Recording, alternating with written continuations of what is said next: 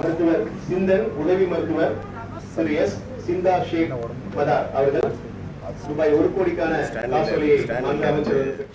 மருத்துவர்களை பொறுத்தவரை பணிக்காலத்தில் இறந்தவர்கள் அவருடைய குடும்ப வாரிசுதாரர்களுக்கு கருணை அடிப்படையிலான வேலைவாய்ப்புகள் வேண்டும் என்கின்ற கோரிக்கையும் இருந்து வருகிறது. தமிழ்நாடு அரசை பொறுத்தவரை கருணை அடிப்படையிலான பணி நியமனங்கள் எல்லா துறையிலும் வழங்கப்பட்டு வருகிறது.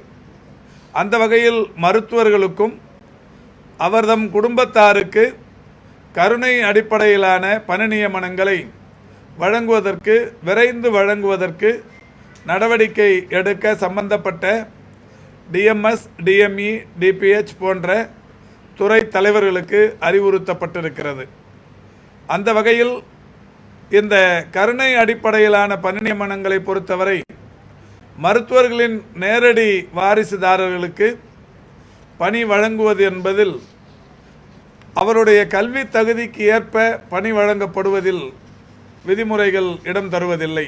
எனவே இதில் 3 வகையான பணி நியமனங்கள் உடனடியாக வழங்குவதற்கு சட்டத்திலும் விதிமுறைகளிலும் இடம் இருக்கிறது. அந்த வகையில் இளநிலை உதவியாளர், தட்டச்சர், அலுவலக உதவியாளர் ஆகிய 3 வகையான பணியிடங்கள் உடனடியாக மருத்துவர்களுடைய வாரிசுதாரர்கள் வேண்டும் என்கின்ற விருப்பத்தை தெரிவித்து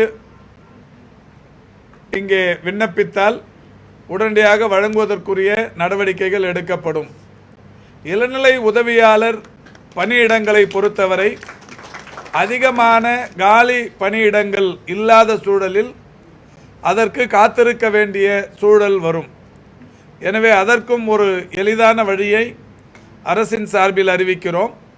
இளநிலை உதவியாளர் பணியிடமும் தட்டச்சர் பணியிடமும் ஒரே ஊதிய அளவுள்ளவைகள். எனவே இளநிலை உதவியாளர் வேண்டி விண்ணப்பிப்பவர்கள் காத்திருந்து அப்பணியை பெற்றுக்கொள்வதை காட்டிலும் ஒரு 6 மாத காலம் தட்டச்சர் பயிற்சியை பெற்று விண்ணப்பித்தால் உடனடியாக தட்டச்சர் பணிக்கான ஆணைகள் வழங்கும். எனவே தட்டச்சர் பணியிடங்கள், காலி பணியிடங்கள் அதிகம் இருக்கிற சூழலில் இந்த கருணை அடிப்படையிலான பணி நியமனங்களை விரைந்து தருவதற்கு அது ஏதுவாக இருக்கும்.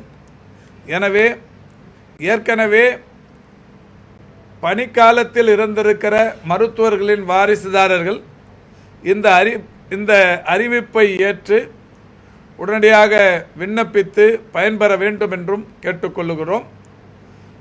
அது மட்டுமல்ல, டிஎம்எஸ் அலுவலகத்திலிருந்து இன்றும் நாளையும் இதுவரை எத்தனை மருத்துவர்கள் பணிக்காலத்தில் இறந்திருக்கிறார்களோ அவர்களுக்கு அலுவலகத்திலிருந்தே தொலைபேசிகளின் வாயிலாக தொடர்பு கொண்டு இது போன்ற ஒரு நிலை உங்களுடைய கருணை அடிப்படையிலான பணி நியமனத்தில் விரைந்து கிடைக்க வழி இருக்கிறது என்கின்ற தகவலை சொல்லி விண்ணப்பிக்காமல் இருந்தாலும் கூட 3 ஆண்டு காலத்திற்குள் இறந்திருந்தால் விண்ணப்பிக்க அறிவுறுத்தப்படும் என்பதையும் தெரிவித்துக் கொள்கிறோம்.